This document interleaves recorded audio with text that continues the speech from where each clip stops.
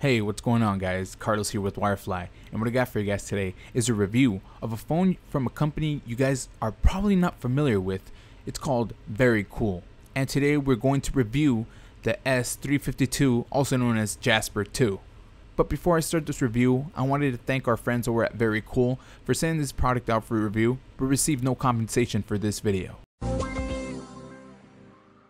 Right when you look at this phone, you're going to notice that it's not a 5-inch display, it does not have a 20 megapixel camera, and it does not have flagship phone specs. But what it does have is an affordable price tag. Verykool focuses on making affordable Android phones, and the s352 is only $79.99. These phones are unlocked and can pretty much be used anywhere in the world. Just slide a SIM or a micro SIM or whatever the case may be, and you will have service pretty much anywhere. I inserted a SIM from Mexico and I used the phone with no issues whatsoever. This phone feels good in the hand. Its size allows for most users to use it with one hand, and it does not feel cheap or flimsy at all. It's actually very well built and has no give to it. The back may be slippery, but since it's not that big of a phone, it can be held with no problem. But anyways, let's take a look around the phone. In the front, we are greeted with a 3.5 TFT LCD display with the resolution of 320 by 480. Let's just say it's not the highest resolution display out there. It does get a bit bright. One thing I wanted to mention though is that the display does not have a Gorilla Glass in it.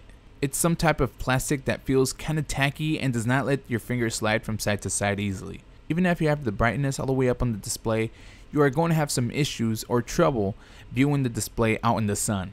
I'm guessing it's thanks to that plastic face.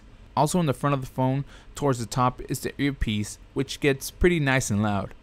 Next to that is the front-facing camera, which is just a VGA camera. You can imagine the quality on that. Below the display are the capacitive touch buttons, which are the traditional Android buttons, and underneath that you can see the microphone.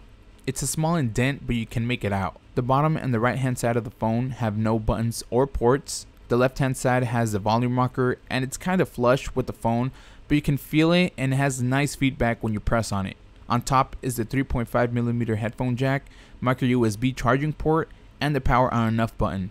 I actually don't mind the power on and off button is on the top, since the phone is not that big and it can easily be reached with one hand. The back of the phone has a 2 megapixel camera and a speaker grill. Speaker gets decently loud, but not with the best quality. And the pictures on the rear facing camera are okay. What can you really expect from a 2 megapixel camera? Not the type you're going to blow up or anything, just enough to upload pictures to your social media sites. The back is removable, which is pretty hard to take off, but I actually don't mind when the back of phones are hard to take off. This gives me the feeling that the phone is not going to fall apart if I drop it. Once removing the back, you will see that the battery pretty much takes up the whole back. It's a 13 milliamp battery that can last a couple of days with a single charge. I also noticed that this phone did not drain any battery whatsoever when it's not being used. If we remove the battery, that's where all the slots are at.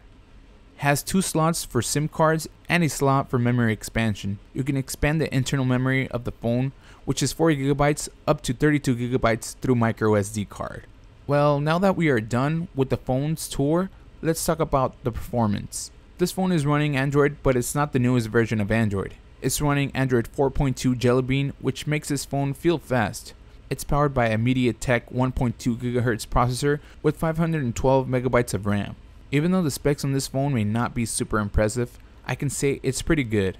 Going through the menus, it's pretty fast and responsive. Having stock Android and no skins on top of it gives it a faster feel to it. Now my experience using it was pretty good. Of course, I did not expect it to perform like a flagship phone or like anything better than what it is. I gotta say, I'm pretty impressed. It packs a lot of features, and while it may not be the fastest at doing some things, it can do pretty much anything fairly good. I downloaded some of my favorite games, and it can actually handle them pretty good. I played Smash Hit, which has 3D graphics and gets to have a lot of movements on the screen, and while it did drop some frames, I got to level 10 and I did not lose because of the phone being slow or unplayable. I actually lost because I ran out of balls. Well, now that I think about it, the touchscreen is not as accurate as I would like it to be. I guess that's where the phone really disappoints me. I made a whole video about how bad the keyboard was on this phone, and it was not because of the keyboard being bad, it's because the touchscreen is super inaccurate. I found myself typing or trying to tap a certain part of the screen, and it detected my tap around the area where I tapped and not exactly where my finger was placed.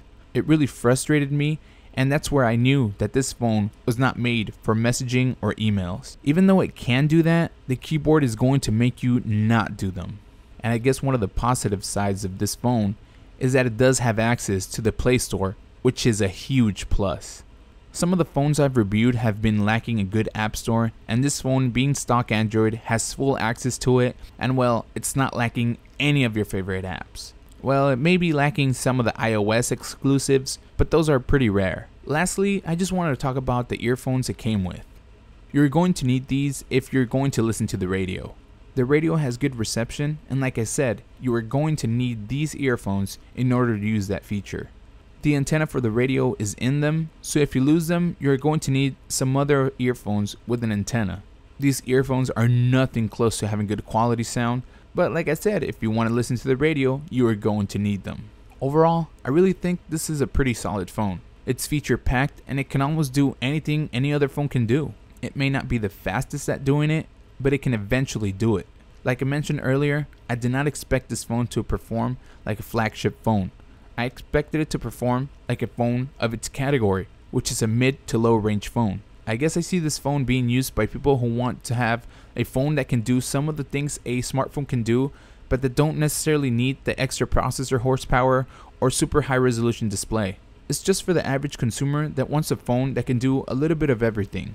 And being an unlocked phone, it can be used by people who travel around the world and just want to pop a SIM card from wherever they're traveling to. If you lose this phone while traveling, it won't be a $700 loss, it would only be a $70 loss.